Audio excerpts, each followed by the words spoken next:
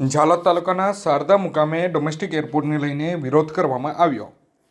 આ તારીખ 12/12/2024 ગુરુવારના રોજ બપોરે 3:30 મળતી માહિતી મુજબ જૂના સર્વે નંબર 97 અને નવો સર્વે નંબર 59 સરકારી જમીનમાં એરપોર્ટ ખસેડવા બાબતે જે વિરોધ કરવામાં આવ્યો હતો। શારદા ગામમાં સર્વે નંબર 26ની જમીનમાં એરપોર્ટ ઓથોરિટી દ્વારા આજે સર્વે હાથ ધરવામાં આવ્યો હતો। તેને લઈને ખેડૂતો દ્વારા ભારે વિરોધ કરવામાં આવ્યો હતો।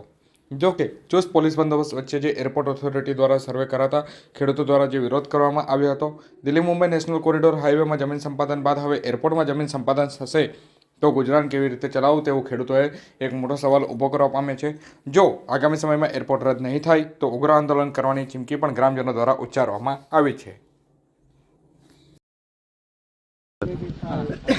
સર્વે બાબતે આજે જે સર્વે આવ્યા હતા એમાં અમારે કયા મહિનાની 14, 15 અને 16 તારીખે એરપોર્ટ ઓથોરિટીવાળા સર્વે કરાવ્યા અને અમે ટાટા ગોળામાંથી સર્વે બંધ